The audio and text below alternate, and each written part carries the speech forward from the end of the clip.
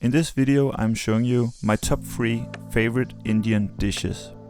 All 3 of them are curries, so they consist of a curry base, which is practically the same for all of them.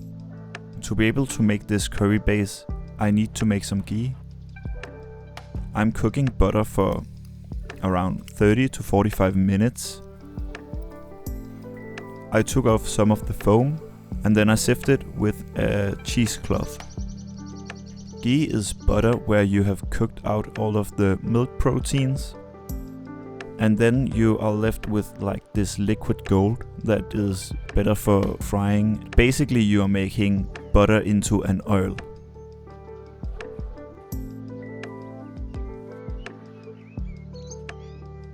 After it has been cooled down, I am storing it in a jar in the fridge.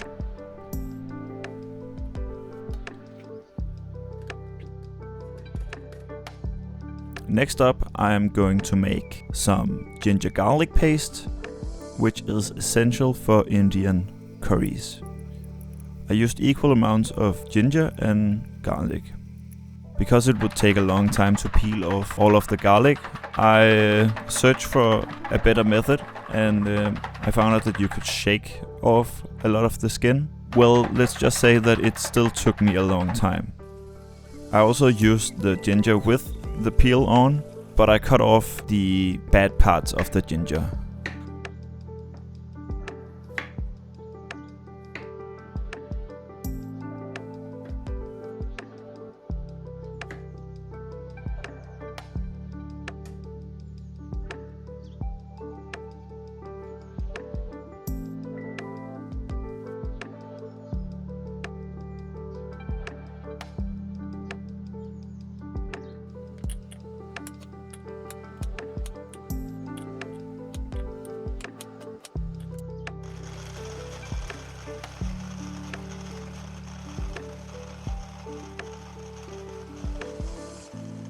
Afterwards, I blended the ginger and garlic into a fine paste.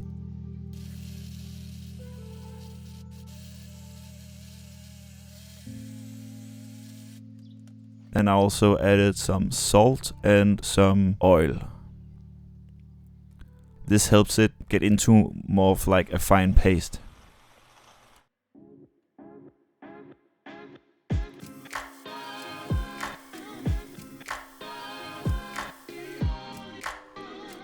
I put all of the ginger garlic paste into an ice cube tray and I put it in the freezer. This way, whenever I want to make Indian food, I can just pull it out of the freezer and don't have to worry about making the whole ginger garlic paste every time. And now we got the 2 basic ingredients for the curry base, and now it's time to make the first dish, which is called Aloo matar. I cut some onion and a potato into cubes.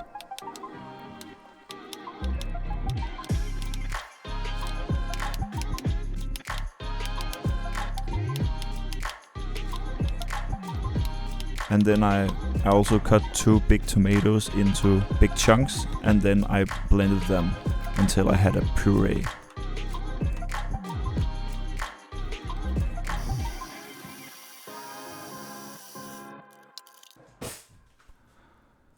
In a pot I put in the ghee, and once it had heated up, I added the ginger garlic paste cube.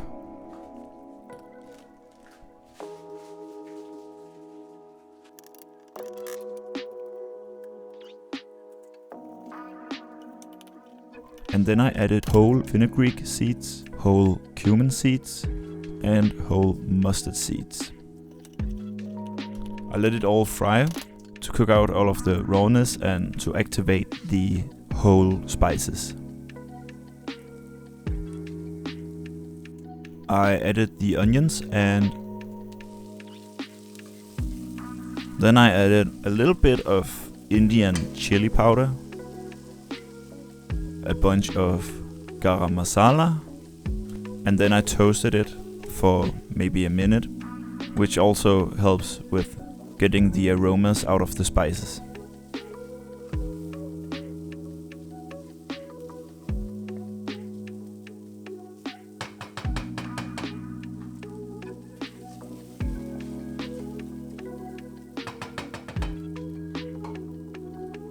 And then it was time to put in the tomatoes. And at this point, it's important to cook out all of the rawness of the tomatoes. By cooking out a lot of the water, the tomato taste will be less raw.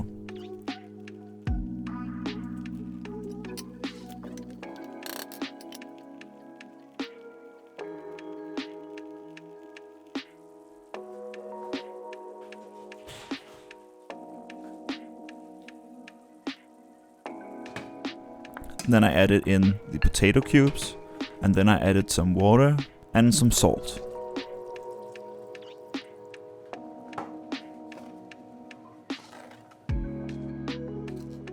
Now it's time to let the curry cook until the potatoes were cooked.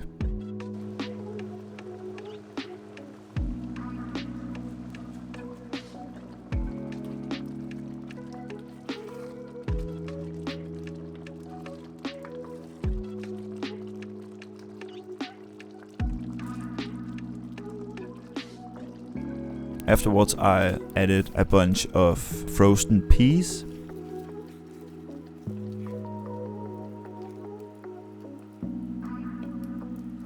And I put on the lid and I let it sit off the heat for 5 to 10 minutes. Then it was time to plate and I put it on some rice. And let's just say that this dish is amazing and it's light and it's cheap. And because of this, I make it very often.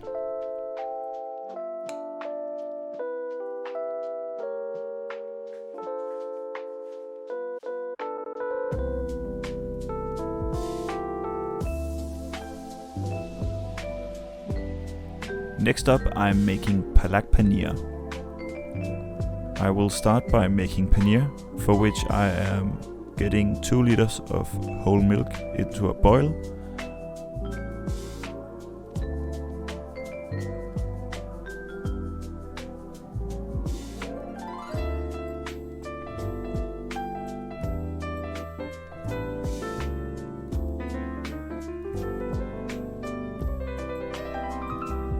Once it gets to the boil, I will add some vinegar. I ended up using 3 tablespoons of vinegar and also some salt.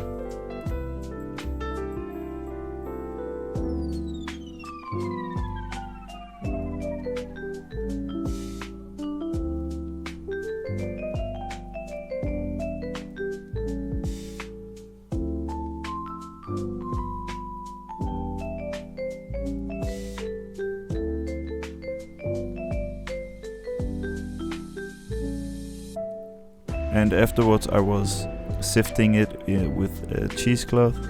Well, actually this time I didn't even have a cheesecloth, so I just used a towel and it worked fine.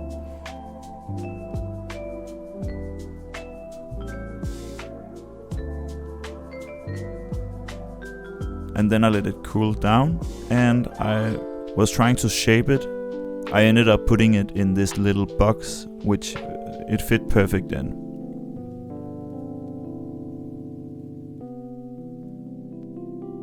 And then I put it in the fridge.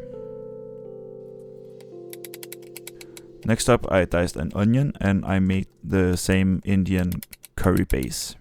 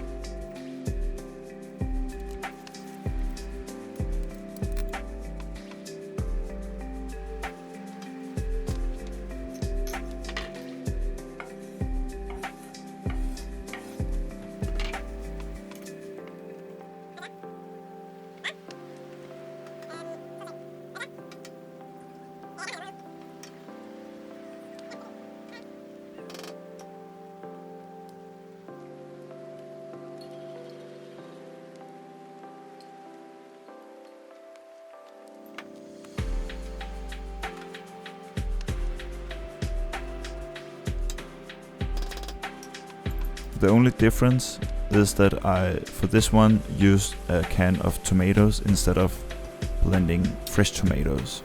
It works just as fine, and it's usually more convenient and cheaper to use canned tomatoes.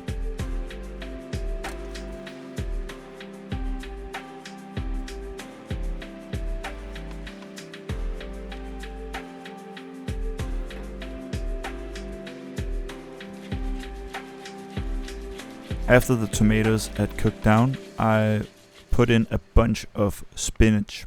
It looks like a lot of spinach, but it will cook down.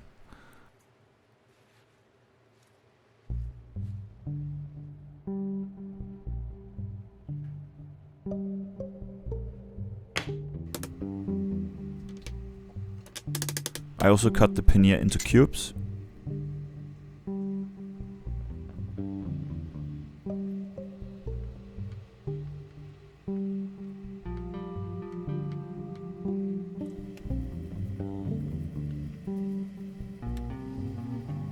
As you see here, the spinach starts to break down, and also added some salt. Adding some salt will also help draw out some of the water.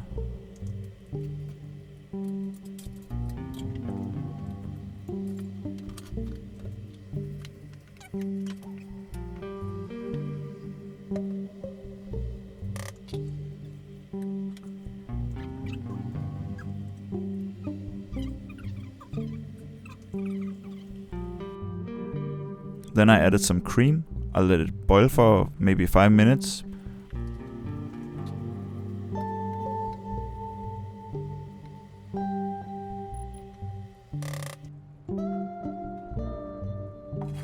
I added the paneer and I mixed it carefully.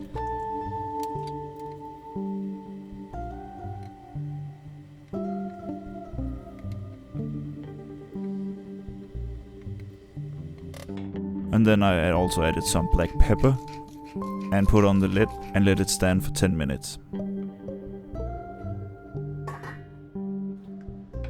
I served this one as well with rice. Usually it's my girlfriend that makes this dish, and I didn't realize that she usually blends it before adding the paneer. But otherwise this still tastes amazing.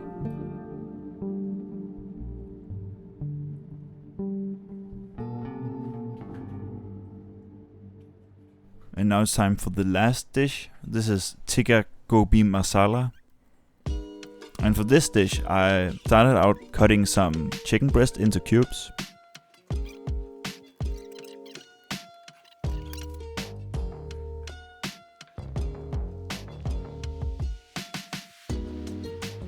And then I added some tandoori masala. I added some garam masala and added a little bit of chili powder. And then I added some yogurt, salt, pepper, and I mixed it well. And you can see the tandoori masala gives it this really beautiful red color.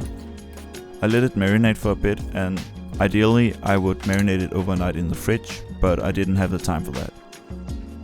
Then I cut up a cauliflower into smaller chunks.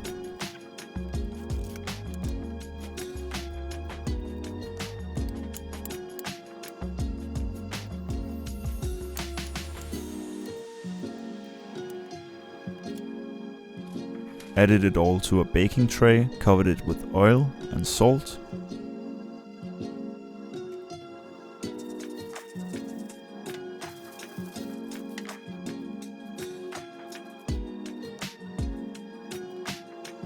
And then I browned the cauliflower in the oven. Then I exchanged the cauliflower with the chicken. And I also browned this in the oven. I also flipped them around to make sure that they will cook on both sides. It's not that important that the chicken gets cooked the whole way through, but you're trying to char some of the chicken.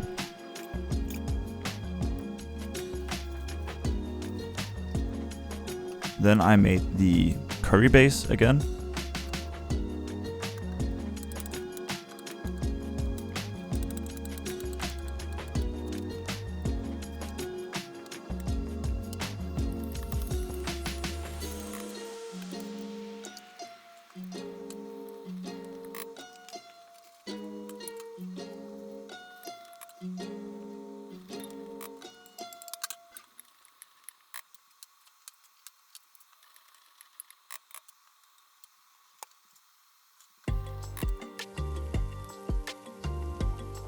Same ingredients, but this time I used tandoori masala together with some garam masala.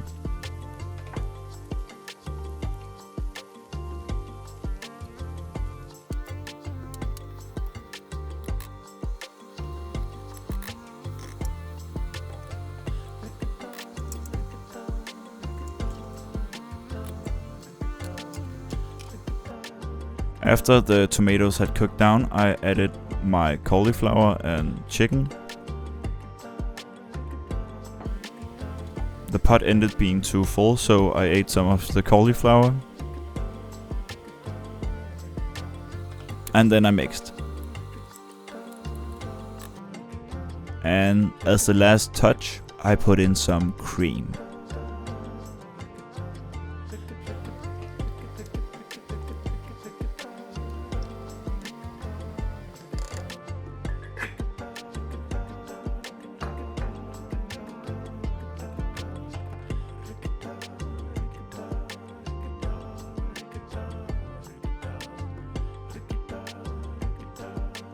This dish is seriously one of my favorites. I really like chicken tikka masala, but chicken is expensive, so adding a cauliflower actually does pretty good stuff for this dish.